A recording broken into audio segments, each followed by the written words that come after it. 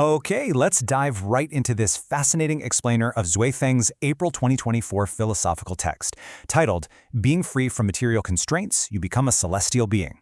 Now, this tackles something literally almost all of us wrestle with on a daily basis. Whether you consider yourself deeply spiritual or just purely practical, the concepts we're going to explore today offer a really unique, honestly kind of startling lens on exactly how we spend our time and energy here on Earth. Right off the bat, I want you to genuinely ask yourself a question. Does your daily life feel like a constant, exhausting loop of just surviving rather than truly living? The source text challenges us right out of the gate to evaluate our baseline existence. We so often accept the daily grind as just, well, the way things are. But the author suggests that this feeling of being constantly stuck is actually a highly specific, identifiable condition. We're talking about the absolute basics here. Eating, finding clothing and shelter, figuring out transportation, and of course, managing the totally inevitable cycle of birth, aging, illness, and death. The author points out that these very mundane realities are all manifestations of material constraints. According to the text, these aren't just background facts of biology, right? They are forces that completely dominate our time and our energy. If you spend every waking hour worrying about what to eat, where to live, and how to avoid getting sick, your mind is entirely occupied by the physical world. Section 1. The Material Trap: Surviving versus Living. This quote brilliantly hits the nail on the head regarding the core problem outlined in the text.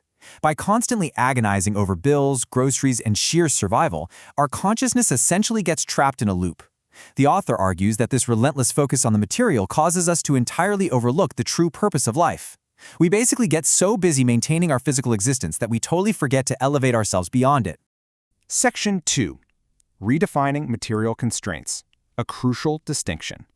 Now, you might be thinking that breaking free means, running off into the woods with absolutely nothing. But the source explicitly states it does not mean rejecting all material possessions. You don't have to give up your house, your car, your tools, or your food. Rather, it's about shifting your mind so those things don't become your sole focus. The trap isn't the physical object itself. The trap is letting the pursuit of that object dominate your consciousness. It all really boils down to this incredibly simple but profound rule from the text: whatever we revolve around, we are bound by. Think about it. The purpose of earning money is to obtain survival resources. But if your mind is entirely consumed with thoughts of how to earn money and then how to earn even more money, well, you are ultimately bound by money. It literally becomes your center of gravity. Section 3. The Hierarchy of Worlds. Where does your consciousness live? The text maps out 4 distinct realms for us. At the base is the material world, which is inhabited by everyday people who are bound by those material constraints we just talked about. Above that is the spiritual world, where celestial beings reside. Then comes the world of the soul, for super-celestial beings and Buddhas. And finally, the holographic world sits at the very top. The fundamental rule the author establishes here is that life exists exactly in the world that confines it. So if you are bound by materialism, you exist in the material world.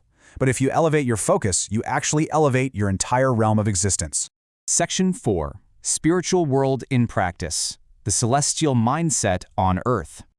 Okay, but what does this spiritual world actually look like in practice for humans living on Earth right now?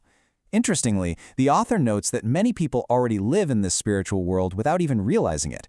Think of artists who get utterly lost in their creative process, or scientists who are completely consumed by exploring the unknown. They aren't doing it just to hoard cash, they're driven by passion and discovery. The text also points to monks, nuns, and the Shanyuan celestials of the second home. These folks still strive to create material wealth, but the text emphasizes that this creation is purely a natural byproduct of how they live, not some frantic obsession. The text gives a fantastic practical analogy to really clarify this. Look, it acknowledges that living in a sprawling villa is for sure more comfortable than living in a dusty attic. And driving a luxury car beats driving a tractor any day of the week. But here is the massive difference. In the material world, living in a basic thatched hut causes deep anxiety because you are terrified of social judgment and societal expectations. But in the spiritual world, that mindset totally removes that paralyzing social anxiety. A person in this state feels absolutely no worry or sorrow about lacking luxury because their consciousness just isn't tied to society's material scorecards. Section 5. The Canadian Case Study: Theory Meets Hard Data. Let's look at some actual data provided by the author to back this theory up. According to the source, in 2023, at the Canadian headquarters of Lifechanyuan, there were 5 individuals referred to as the Crown of Chanyuan Celestials. Their combined income for the entire year was just 100,000 Canadian dollars. That breaks down to exactly $20,000 each. Now compare that to the national average in Canada, which the text notes is over $43,000. So these individuals are operating on literally less than half the national average income. To really isolate the immense financial struggle of the material world, the author highlights a specific local cost. A one-bedroom apartment in Vancouver costs no less than 1,600 Canadian dollars a month in rent. And honestly, considering Vancouver, that sounds like a total steal. But let's do the math the text asks us to consider here. If you divide that $20,000 annual income by 12, you get about $1,660 a month. If your rent is $1,600, that leaves you with $60 for the entire month. The text asks a very, very practical question here. If an average person is faced with these exact numbers, how do they possibly survive the material grind? The math simply does not support a comfortable material existence. Yet, despite what that raw math says, the text asserts that these 5 individuals not only survive on this income, but they live very comfortably and freely. This stark mathematical difference is used by the author to illustrate a really core philosophical point. Releasing the obsession with material gain and living in the spiritual world somehow leads to a highly comfortable and contented existence, totally flying in the face of what the raw financial data suggests. Section 6. The Paradox of Fulfillment. Needing less provides more.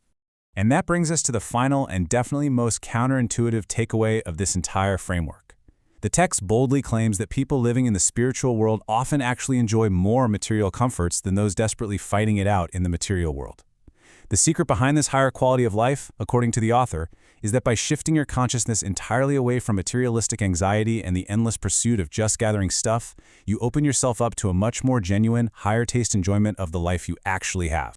The whole piece really culminates in this one central maxim.